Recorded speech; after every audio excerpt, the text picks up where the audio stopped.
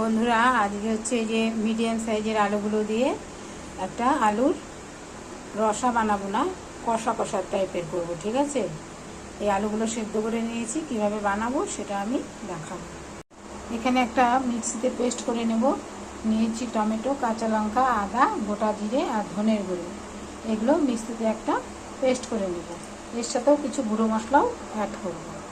আলু যে কষাটা তৈরি করবো বন্ধুরা, কড়াইতে তেল দিয়ে দিয়েছি, সাদা তেল, সানফ্লাওয়ার। ঠিক আছে, আর এখানে ফোড়নে দেবো হচ্ছে লং, এলাচ, দারচিনি, গোটা জিরে, কয়েকটা কাঁচা লঙ্কা, শুকনো লঙ্কা আর তেজপাতা।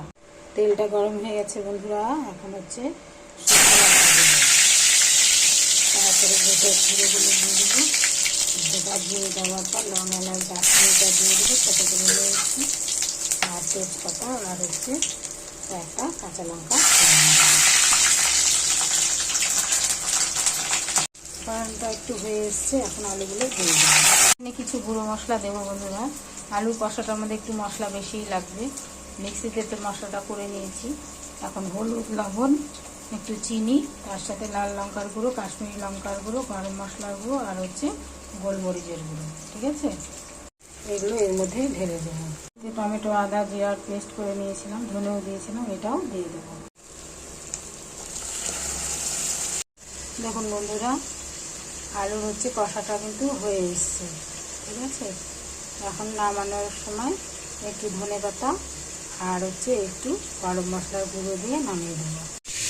ধনেপাতাগুলো নিয়ে নিয়েছি, এটাকে ভালো করে সুন্দর করে ধুয়ে নিতে হবে, যাতে বালি টালি না থাকে। একটু ধনেপাতা বেশি লাগবে। ঠিক আছে, এখন এখানে একটু গরম মশলার গুঁড়ো দিয়ে দেবো,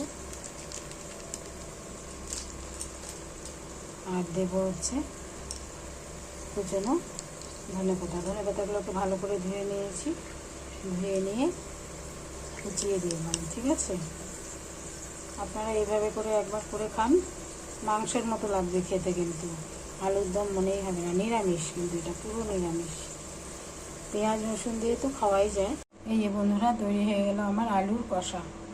রেসিপিটা কেমন হয়েছে বন্ধুরা, যদি ভালো লাগে তাহলে সবার মধ্যে শেয়ার করে দেবেন, আর নিজেরা করে খাবেন, ভালো লাগবে কিন্তু খেতে। একবার করে খাবেন, দেখবেন ফ্রায়েড রাইসের সঙ্গে এরকম শুকনো শুকনো কষা আলুর দম, এটা কিন্তু মানে ঝোলা ঝোলা না, এই গ্রেভিটা দিয়ে ভাতও মেখে খাওয়া যাবে। ঠিক আছে।